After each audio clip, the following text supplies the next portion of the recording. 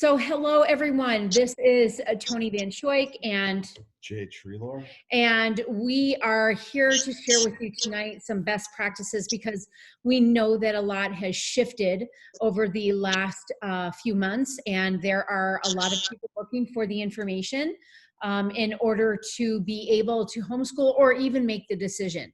So the first thing that I want to do, because I was not the one that helped our daughter transition into homeschooling. It was really Jay.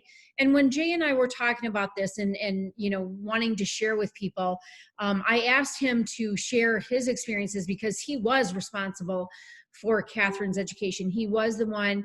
We tried to homeschool. It wasn't a fit for us. We had to do some other different things in order to make that happen. But I just wanted to let him share because he is the engineer. He is the detail guy. And he wanted to just give some information that he had found out through his process of discovery before we bring on some of our amazing people to share. So, honey, go ahead. Yeah. So first of all, if you're considering homeschooling right now with everything that's going on, our heart is going out to you. It's not an easy decision for anyone to have to make. I think a lot of times, homeschooling has traditionally been viewed a little bit differently than our last resort. So for all of you that are going through this decision-making process right now, we really feel for you and everyone on the call. I think we all have the same feelings about it right now. A lot of people don't know what to do. We were in a little bit different position when we pulled Catherine out of her school. Back in 2017, Tony and I were traveling a lot, and we wanted to have the option of having the girls be able to come with us. And we were fortunate enough to be working with a great school district here in South Carolina. And the assistant principal really helped us try and maximize her absent days and, her tardies and things. But we were coming up against a situation where we were only allowed to have 18 absences for the entire school year. And so working with the assistant principal, we had kind of come up with an idea where Catherine was going to go into the K-12 virtual school. And we tried it for a couple of days, but Catherine's really just not that great with an online school. So I did some research, and here in South Carolina, there's 3 ways that you can do a homeschool. And I'm not exactly sure what it's like around the rest of the country, but I would imagine it's probably pretty similar. Our 3 choices were we could do a homeschool under the curriculum of our local school district. So in other words, they would have oversaw us being Catherine's teacher. The testing requirements and all that would have mirrored the local school district. The second option that we had was to register with the state. And when you register with the state, you are registering your school, your home as a homeschool. And the state oversees it, but there's kind of a limited amount of overseeing or administration to you. The third option, which was the option that worked best for us, was where you find a local homeschool group and you work with them and they authorize you. You're working within their requirements. And around here, it was actually pretty stringent to become one. I had to give proof of my college degree, as well as my high school degree. And I registered with them. There was a fee with that. And the thing that I liked most about that was they had a local presence of people that I could tap into for information, but also they had a very active Facebook group, and it answered a lot of my questions. And I wasn't exactly sure about the curriculum, and I wasn't exactly sure how to do it. And so really, it laid itself out as it really is a traditional school. You have to have 180 days of school. You have to have a lesson plan. and you have to have reporting back to your local homeschool group. Um, I found that to be easiest for us because, again, I had a lot of questions, and it was easier for me to tap into some local people that could answer my questions. And the original curriculum that we chose to use was A Time for Learning.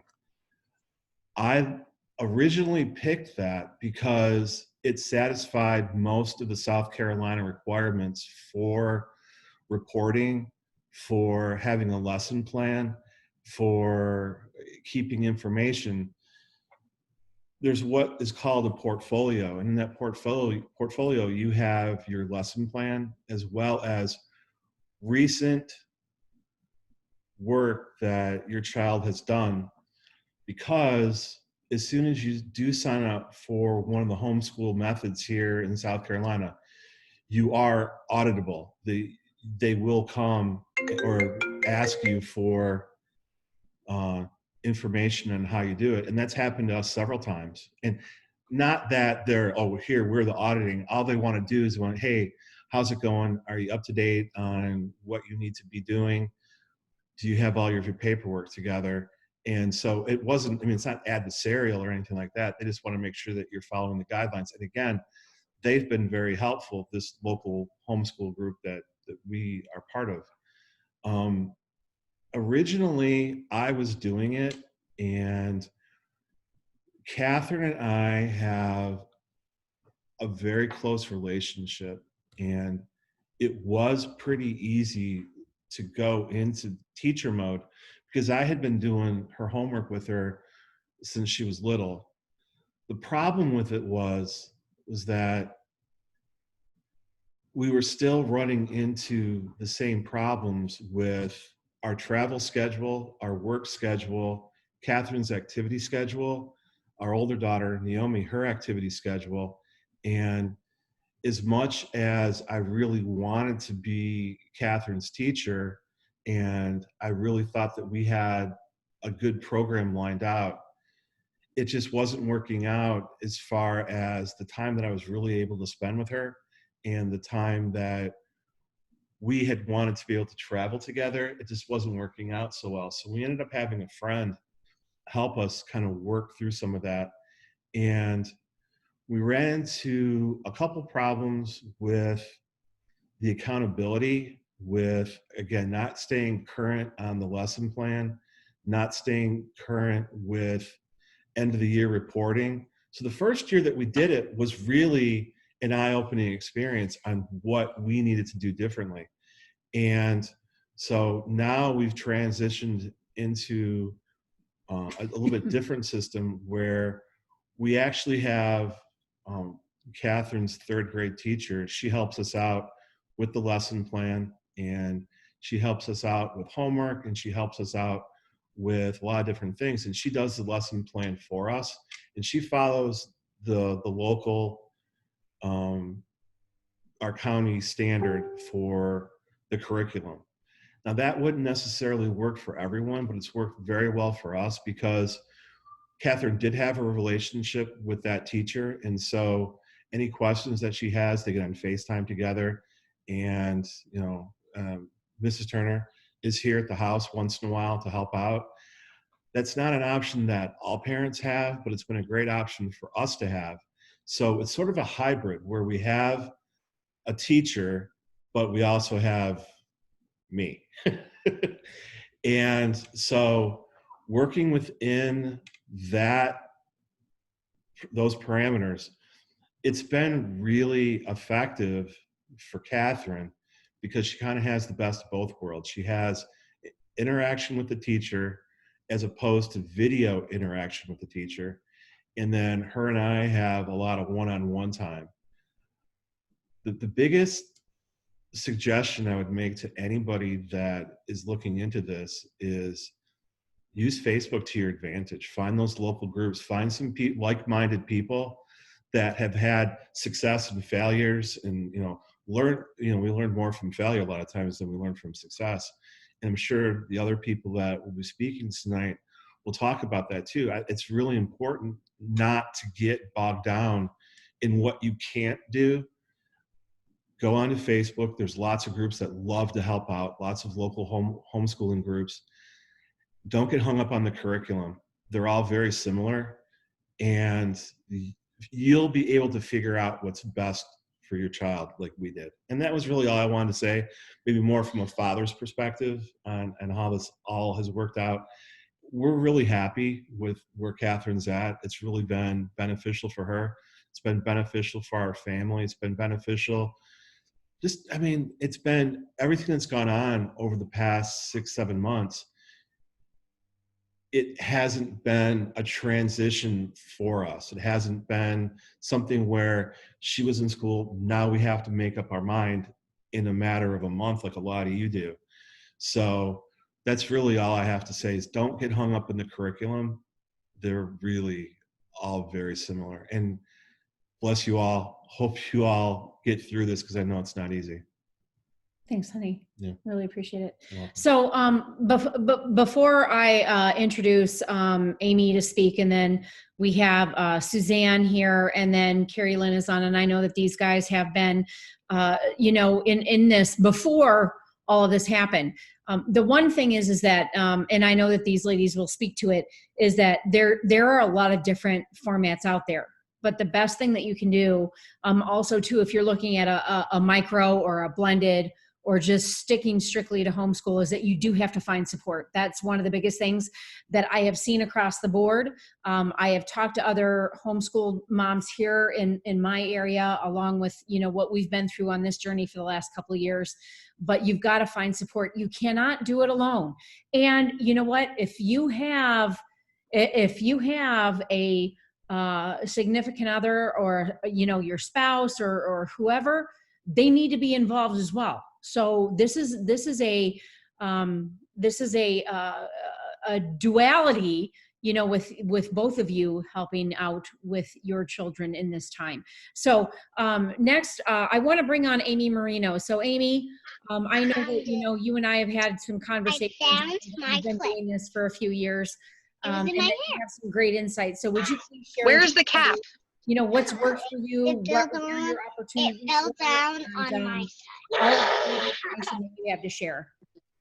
Hi guys. So I just want to share really quickly, because like everyone has a lot to say, and Jay, I appreciate everything that you shared with us, because I was right there nodding alongside. I feel like homeschooling can be the most amazing opportunity, because we are our kids' parents. Like, we know them better than the teachers, and I feel like it can be a really cool thing. And so I feel like sometimes our attitudes about it will actually translate into their attitudes with meeting you to do the work, kind of like in our business. Like, how we show up often is a reflection of how the people around us show up. And so I did start my kids off in kindergarten and first grade. I just homeschooled.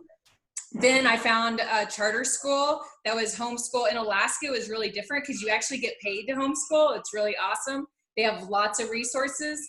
But then when we moved, their first ever like real life school, like normal school, I called it, happened not this year, but the year before. And so then they had to transition into that. And so I feel like our kids are really resilient, and they really, they can grasp, and they can change, and they can adapt. And so I feel like, even though I feel like our kids are going through a lot with kind of being isolated, so to speak, from like their other friends, that we can create opportunities for them to have an amazing learning experience. Something I would like to say is, what we just went through as parents, like COVID schooling, was not regular homeschooling. I called that isolation schooling, and that is not normal. Like, I was doing someone else's curriculum on someone else's timeline, and it was very difficult because I was doing 3 grades, and like, it was overwhelming. To be honest with me, I was schooling all day and trying to figure out time where I could work my money business.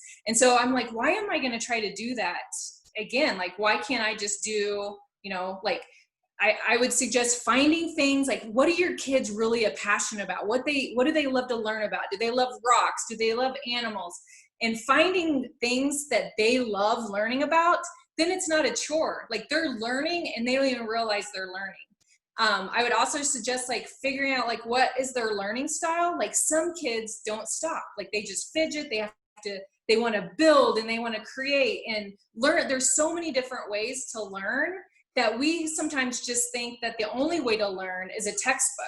And really, like, I can teach my kids how to bake something, and that's learning math too.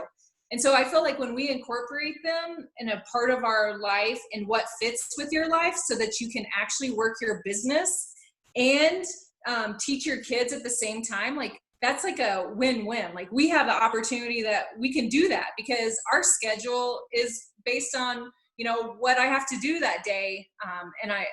And so I feel like we have even better because we get to set the schedule. And so I would really look at like, what are your kids' learning styles? And there's a whole bunch of resources, and maybe we can just post them in the links or whatever, but there's a bunch of curriculum that's like already different styles. And we don't really have time to go into like different styles of learning, but there is different styles of learning.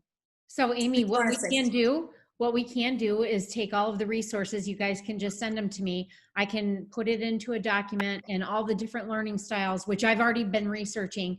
And so everybody can have, you know, a document that they can refer back to. So go right ahead, hon. Yeah. So we have like something like that. So if your kid learns a certain way, then there's certain curriculum already set up to help that child in that way. And then you teach in a different way. And so it's just like being able to combine all of these different things.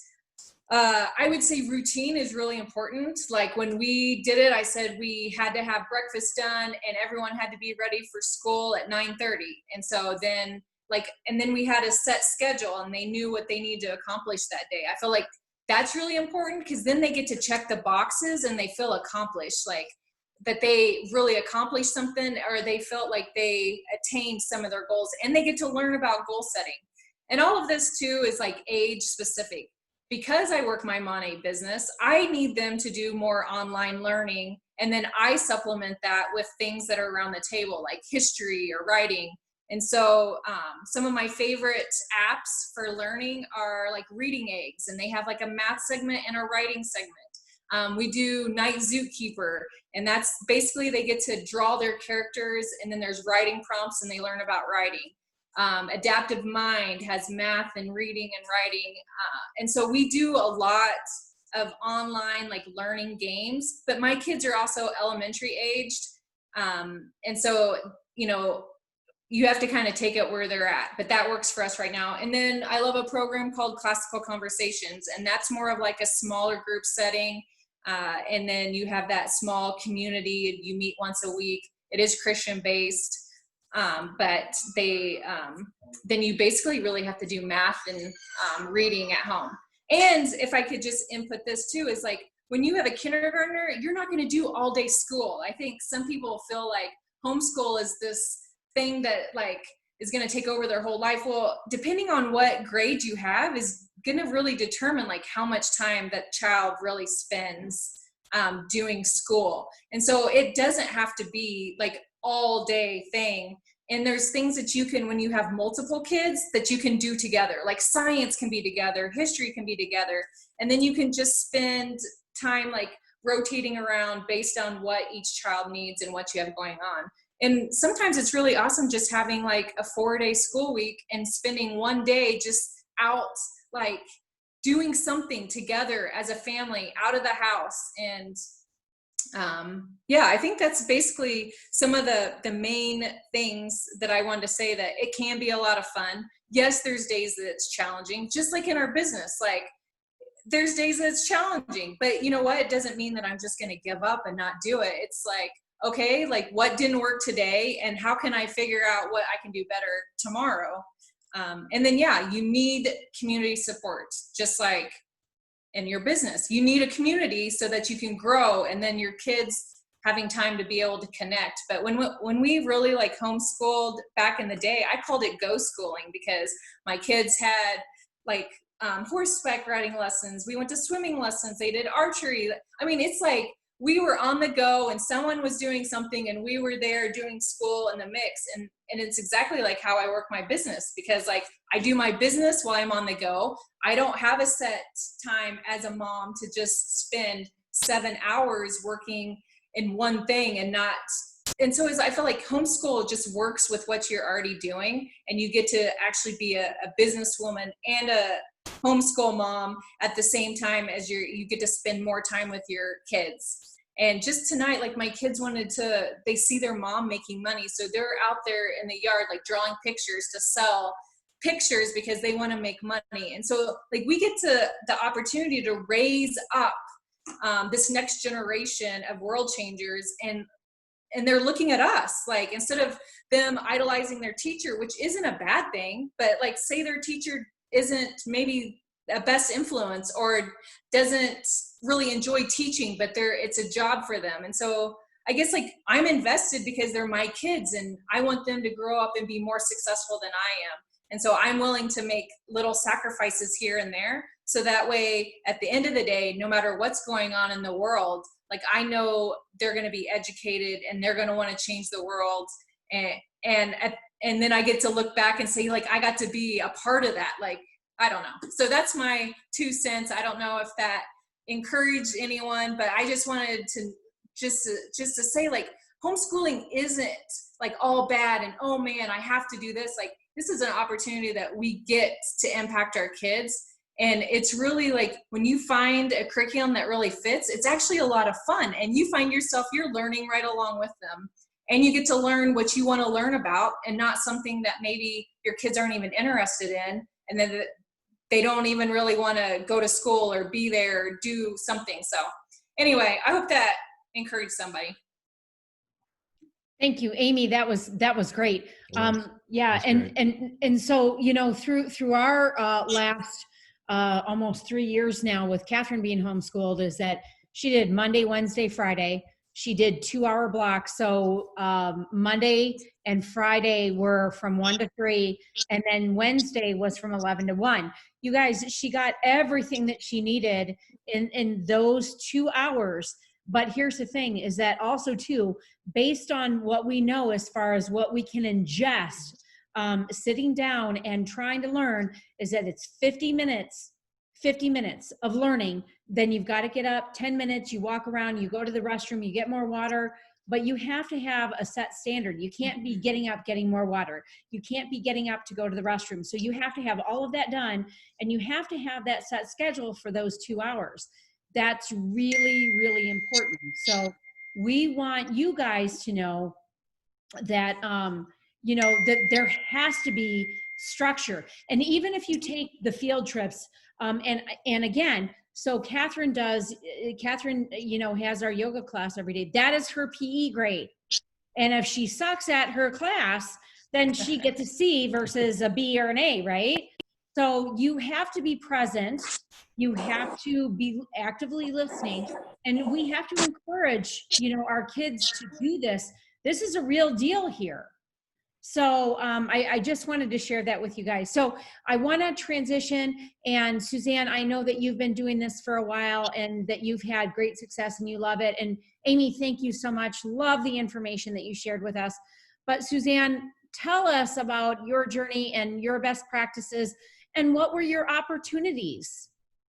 Okay, well, thank you guys. I love, because Jay led into Amy, who's going to lead into me. Like everything you guys are saying, I don't know if you saw me going, yes. Okay, so get excited, guys. I'm going to talk y'all into homeschooling. You ready? I get really excited and really passionate about it. So just get your notebooks out, okay? So first of all, I live in West Virginia, okay? And I've always said I'm a Penn State Nittany Lion, planted in mountaineer country. So I'm just going to put that out there.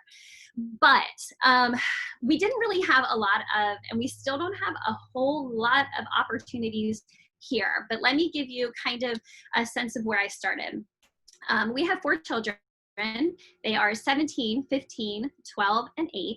And when I felt that kind of stirring to start homeschooling, my youngest was in kindergarten. Okay, so I just kind of felt that stirring, and I thought, you know what, if we're going to try this, we might as well do it when they're in like kindergarten and second grade, because we can't really mess those up, right? We can't really mess those up, okay? So I was actually, by trade, I am a speech language pathologist, and I had been working in the public school system on some capacity for the last 15 years. And I worked with the most severely impaired students. And so I felt like, and I'm also now a special needs mom. My youngest has some pretty special needs. So I felt like, let's try this. My oldest was going into the second grade. I'm sorry, I said kindergarten. He was in first grade. So we thought, you know, there weren't any other options at that point. We did online options in West Virginia. And that was in 2009 or 2010. So there were no online options. And so we just thought, you know what, we relied on friends who were already doing this. And I'm hoping my West Virginia Wi-Fi holds up. We're just going to put that out there, okay? Okay, so how I started this, and it came from the village. Find your village, find your support system, find parents who are already doing it, or who are starting like you, but are gonna like lock arms and figure things out.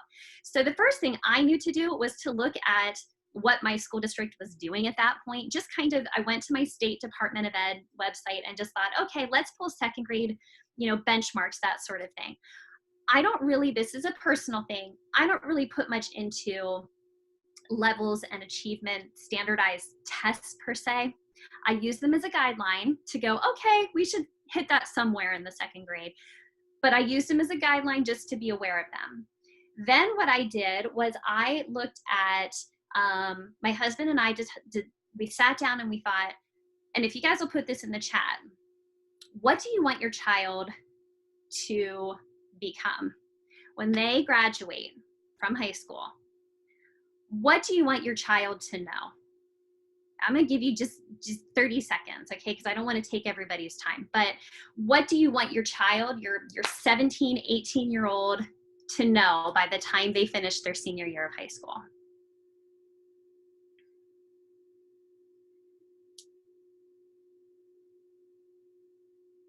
And I don't see any chat, so maybe it's a little behind. I don't know.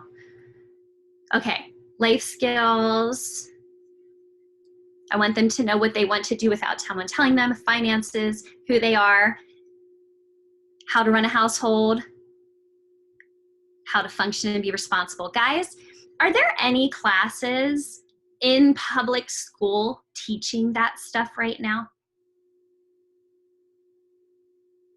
No. So here is the number one reason. My husband, we're like, we want them to be independent, critical, independent lovers of learning for life. Lifelong learning. I want them to always be learning. I want them to be independent.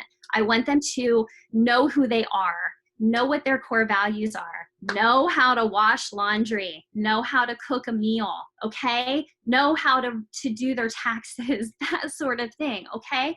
So we took the stance of character over curriculum.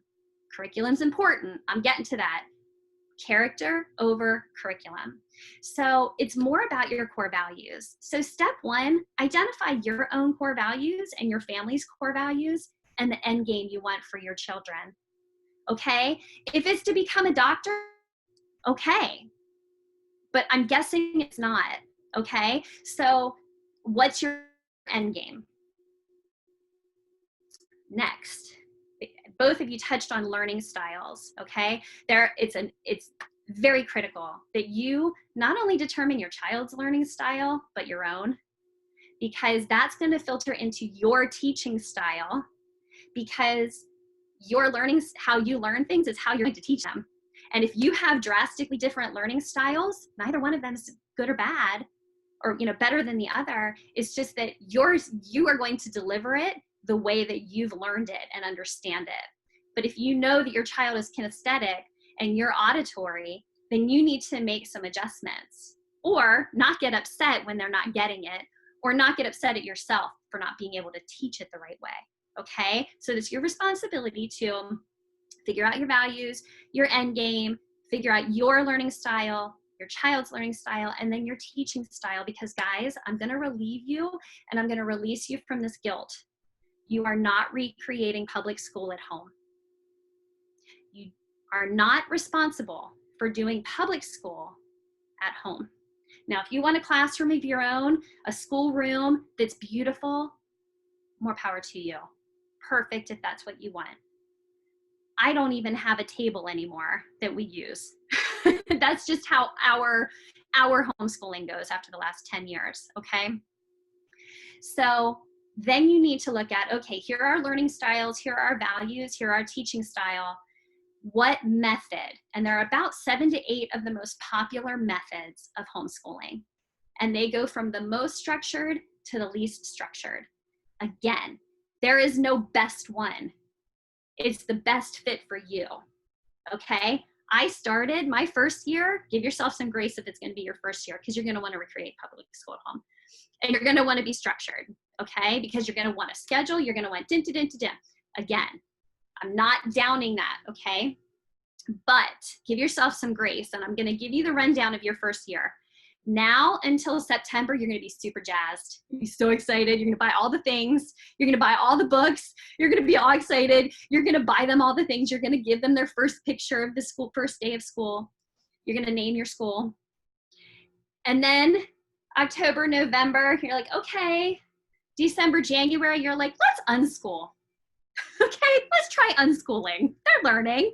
We cooked. We went to the bank. We're unschooling. We saw a frog. Science. Okay. So then about March, you're like, oh crap, portfolio time is coming. Okay. So that's kind of, it's okay. Oops, sorry.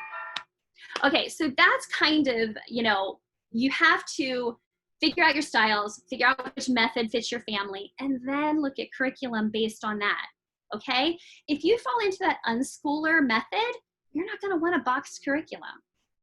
Okay. And you don't have to spend thousands of dollars. It's really easy to spend a lot of money. In West Virginia, we don't get paid, but it's really easy to want to buy all the things because you want the absolute best for your child, but it's not necessary. Okay. So I want to try to save you some money by doing those first things first. And if you, the very first step that you need to do also is to go to the Homeschool Legal Defense Association website. It's hslda.org. I will type all this up and send to Tony, guys. That is where you're going to find your particular state's requirements. Every state is different, guys. So don't listen to your sister who's in, you know, Wyoming and you're in Pennsylvania. Don't. Okay, you need to look at what your state's requirements are. Now, in West Virginia, we don't have very many options, but they're real lax on their requirements. Okay, so it's a kind of a, you know, toss up. Remember, nothing is set in stone. You get a curriculum and you love it for 2 months and then you're banging your head against the wall, get something different. It's okay. Public school classrooms do that all the time. I used to feel badly for public school teachers that I worked with because they'd be like, we're doing this. Oh, great. Now we have a week to implement this new one. Okay. Don't worry about finishing a curriculum in a year.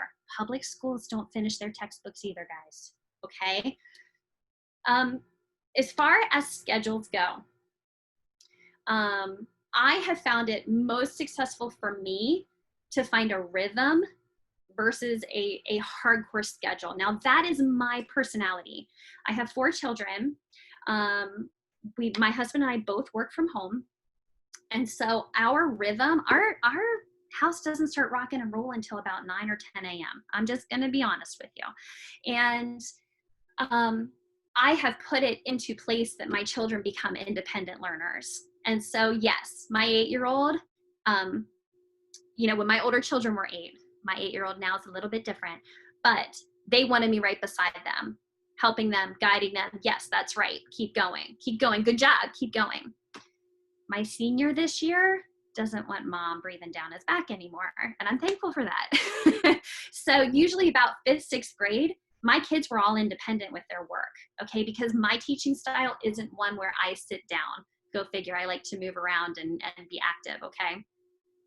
So once you've found out your state requirements, you know nothing's set in stone, you find a rhythm. You do have to have some overlying structure, okay? But a rhythm. Find support.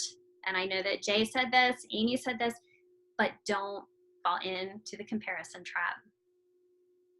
Do not visit that homeschool family for a homeschool play date or a homeschool co-op and go, oh, look at her school room.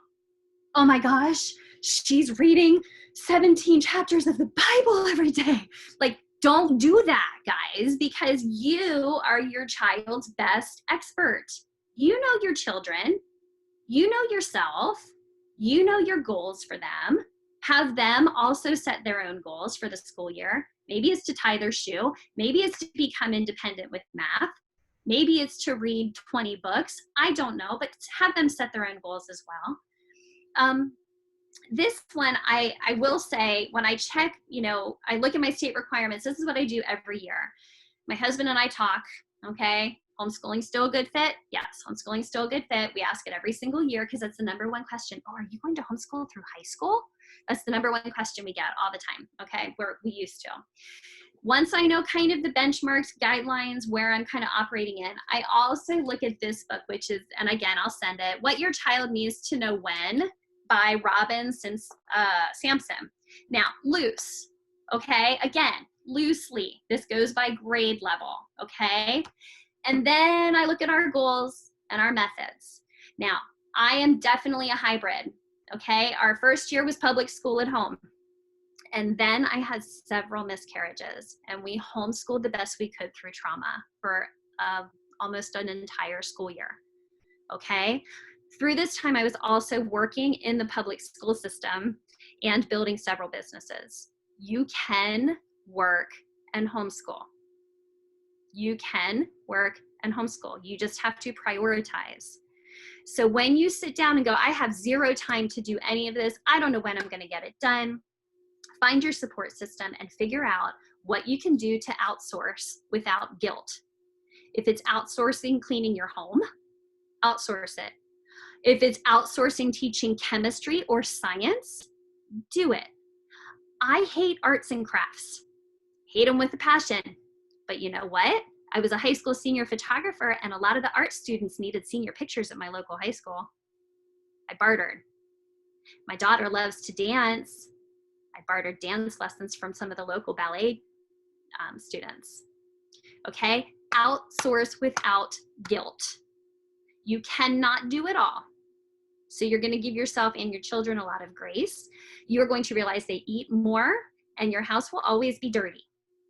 Okay? So someone will always be making a mess. Okay? So I think my whole thing, and I'm going to finish up, is we have gone from unschooling all the way up to classical conversations and everything in between. We have done it all over the last 10 years. My children went into a co-op last year, and actually one of the girls is on here that also does the co-op, and it is rigorous. But I wanted my children to have the opportunity, and actually I kind of wanted to see how the birds flew outside the nest. And they did great, guys. I was scared out of my mind. They did great. They did great. So that's because I am my child's expert. I advocate for them. I know what they can do. I know what I can push them at, okay? Because I know them. I don't share them with anybody else, or if I share them with you, you're a very special person. But I know them, guys. And if you don't know what your child loves or who they are, then that's your first school assignment. You spend the first month reacquainting yourself with your child. Okay, because now this is a gift of time you get back with them. I know it's hard. There are days where I threaten that 6:45 a.m. school bus that stops outside our house on normal school years. Like, you want to get up and go on that? Okay, it's not all rainbows and butterflies, but just like I build my team with Monique, I work on them first. I work on yourself first. All the tools are out there. All the curriculums, all the methods are out there, but you got to work on what your goals are first and who your child is first. Character over curriculum. So I'm going to shut up because I have to probably talk way too long. No, that was great information. So You guys, number one, I know that Renee asked a really good question because a lot, especially the older kids, you're talking about high school kids, you know, they're going to shift to doing virtual online stuff. So let me just go back here and just read what she said because she had a really great question. Is anyone else doing school because of the hysteria? How do you manage that? If they're going to an online platform and they've been in public school, but now this is a completely different scenario. What do you have to suggest about that, Suzanne? I would suggest first having an open conversation with your teens and making sure they have ownership of their education too. Because as they get older, it's not your job to plan and make every decision. They need to feel ownership of their education. And I'm sorry, guys, forgot to turn that off. And having a conversation that says, listen, this is what's important to me, and this is what's absolutely required of us. Because now it's high school. That's where I got serious. I will tell you, not that I wasn't serious before, but now it's like, okay, I can't give you a credit if you don't complete this. And so telling them, hey, I know I'm busy and I'm working, but this is the absolute bare minimum that I expect from you. And I think having that open dialogue is what helps. At least for us, that's what helps, because, you know, I will tell them, I can't give you a science credit if you don't complete this part. I can't give you the math credit. And then that's going to push your graduation back. So ultimately, it's up to you, because I'm not lying. I don't know if that really answers the question. No, I think it does answer the question, because kids have to take ownership in everything that they do, you know, age appropriate. When you're 13, 14, 15 years old, and you give them, you know, here's the curriculum, here's a set of assignments, depending on their learning, what their learning style is. And granted, I know, because I went through the same thing when I was a child, is that they have to take ownership in it. So Naomi was part of a very progressive school down here, and she basically did not go to high school for 11th and 12th grade. She showed up online, turned in all of her assignments online, but it worked for her. And we honestly didn't have to, we didn't have to be on her tail. She was very responsible for it. But we have to set those standards for our children. And a lot of times, in my view, is that the public education system is basically not allowing our children to make decisions. They're forcing them into a certain set of parameters. Yes. So correct me if I'm wrong. I hated school. I hated every single minute of it. And I know that there's a lot of kids out there that I've spoken to, Naomi's friends, Stefan's friends, Catherine's friends, that they can't, they're so disengaged because of it's not their learning style. So this is an opportunity for every single person that's going to listen to this or that's on this call, that they can change that parameter of actually having their children love school, love their learning ability. It's kind of like Montessori on steroids, right? It really is. It's changing the narrative. And guys, I've been a high school photographer for the last 10 years. And every time I would talk to a senior, I gave them a little, during our consult before their pictures, you know, weeks before their pictures, I'd, you know, give them a little pop quiz, kind of let them, you know, figure out who they are and how to customize their pictures.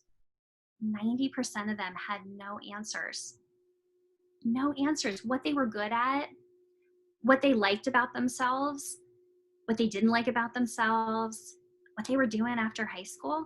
And that's, I mean, it's silly at 17 or 18 to know what you want to do, you know, your entire life, but we're changing and shifting the narrative. So there's going to be some bumpy patches because they're used to everything being handed to them in the public school system.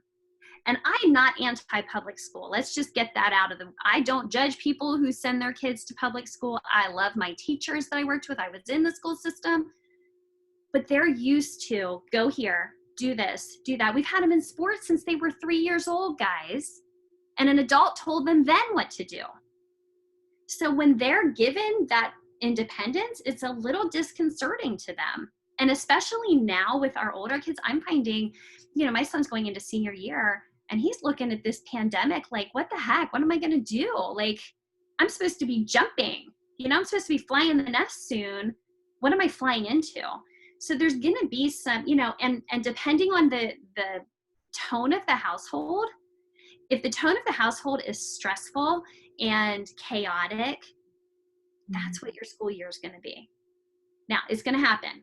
It's bound to happen, guys. We schooled through trauma, we schooled through, pandemic, whatever. But you have to make sure that the mental health of yourself and your children comes first. Completely agree. And there's a lot of people that are on here right now that are struggling with their kids are going to the online school. They're not going into a homeschool situation. Those two things are vastly different. Homeschool is not an online school. It's like you were talking about. I don't want to have to do the public school at my dining room table. However, with the people that we've talked to, I think it's a little bit easier to do that. It was easier for us with Naomi in high school, where you do have that online option for high schoolers. They're a little bit older, they're more accountable. If I had to do it with Catherine right now, I would definitely go the homeschool option, because I just don't think that the online way that they're doing, at least here in South Carolina, is something that I would be comfortable with, knowing what I know now.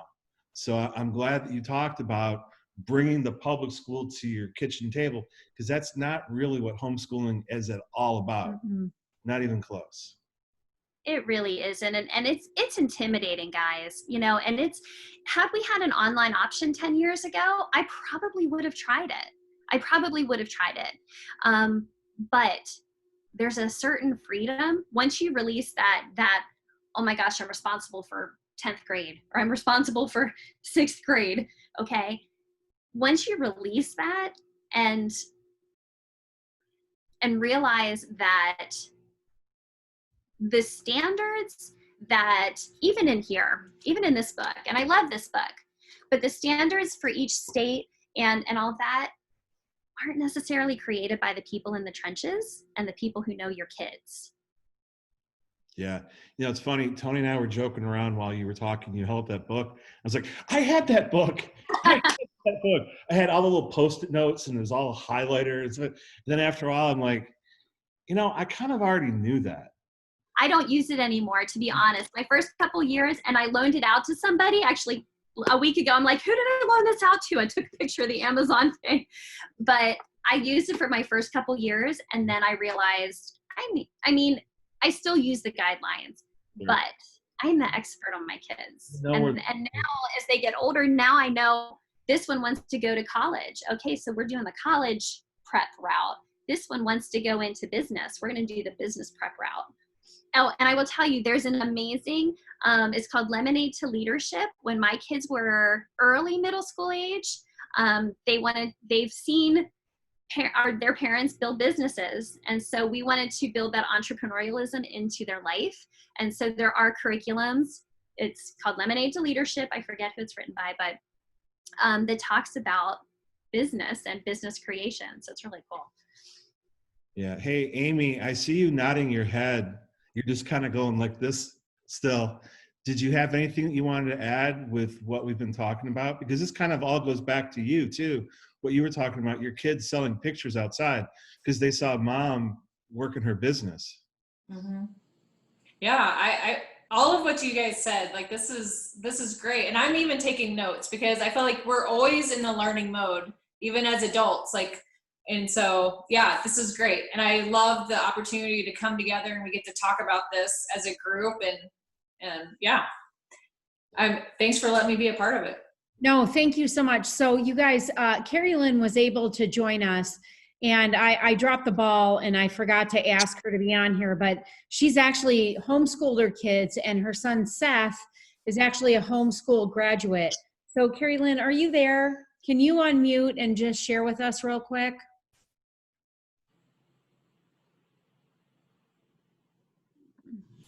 I can unmute, you bet. Hi, Tony.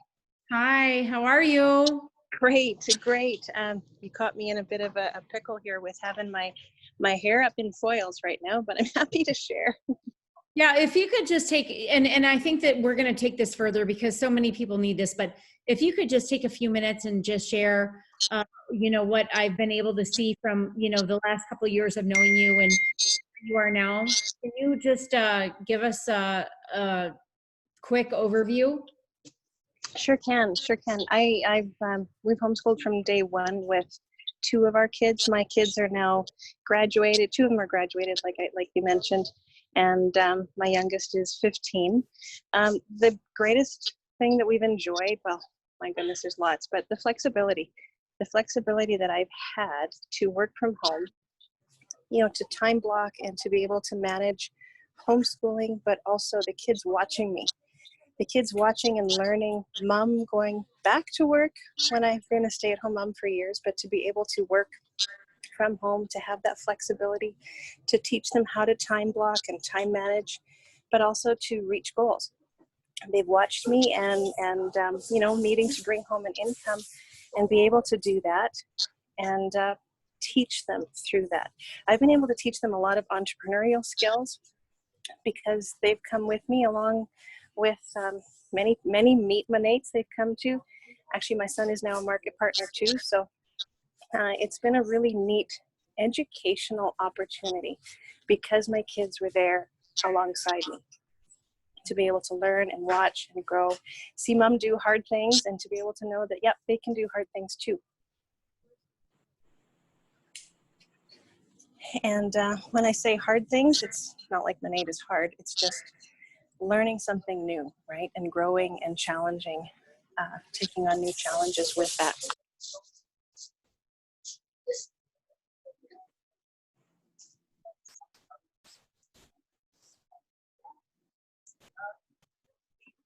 Awesome. Thank you so much for sharing that with us, Carrie.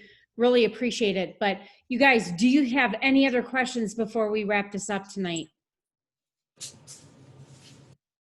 Any questions at all? Hey, Tony, it's Miranda. Hey, Miranda, how are ya? Hey, I'm good. How are you? Good.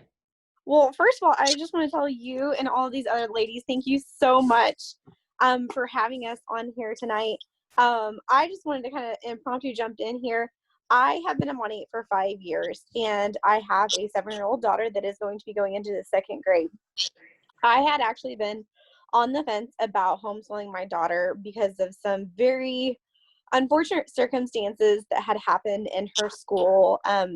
She was not having the best school year last year, and I know 100% in my heart that God allowed me to see all of this pandemic stuff with open eyes, to know that homeschooling was going to be the best option for us. And I am just so excited about this because I am a director, and balancing between taking my daughter to school, picking her up, and she's also a competitive gymnast to where, she's going to the gym 12 to 15 hours every single week. And being able to listen to you guys is just reaffirming over and over, this is what I'm supposed to be doing. And if you guys are on the fence and you're sitting here thinking, I'm too busy, I'm still building my Mom 8 business, that is fear talking. And don't allow fear of the unknown to get to you, because think about it with your business, you guys. You didn't know what you were doing the first time that you jumped into Mom 8.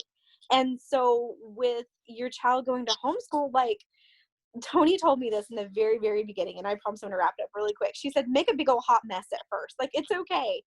You can go back and you can fix it later.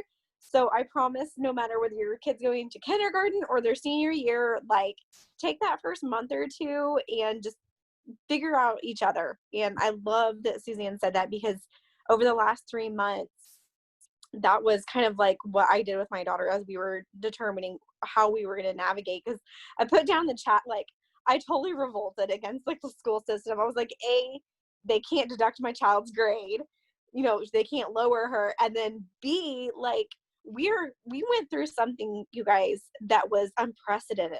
none of us ever saw all of this crazy COVID stuff coming. Like, we as parents were not adapted to that. Like, we had no idea. And like, just with, my daughter, I tried to, talk to her about the events, and I tried really just to like love on her as much as possible. And so even though, the COVID stuff is still out there, like, just take this time to just love on your kids as much as possible. So that's all I got. Thank you guys so much. And I think I just saw down in chat, yes, I would love a mommy and dad homeschool group. So that's it. Awesome. Thanks, Miranda. All right, ladies and gentlemen, thank you so much for being here on this call. Really appreciated all the information that Amy, Carrie Lynn, and Suzanne, that you guys shared. You guys, don't be afraid to reach out. So I will start a group for homeschool moms. I mean, we're still in that thick of it right now, and I try to think of things every single day that we do with Catherine to help support her. So you guys, here's the thing. Like Suzanne said, you can't do anything wrong. If your best interest is putting your child first, there is nothing that you can do wrong as long as you're putting themselves first and helping them be the best person that they can be. In turn, that makes you even a better person. So I'm going to end this call with that. We'll get the group started.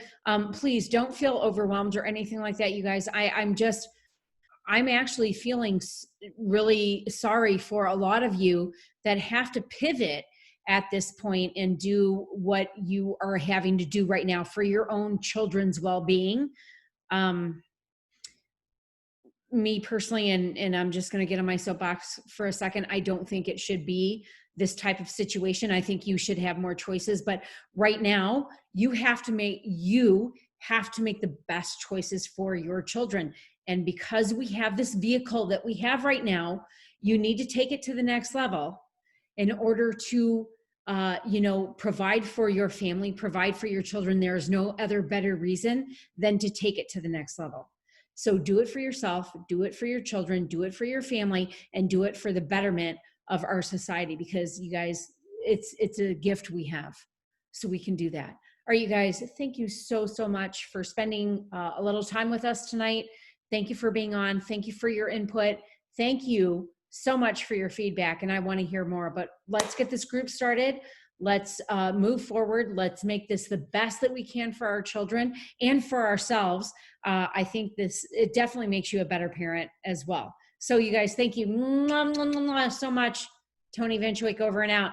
Thank you, Amy. Thank you, Suzanne. Thank you, Carrie. Thank you, everybody, for being on. Take care.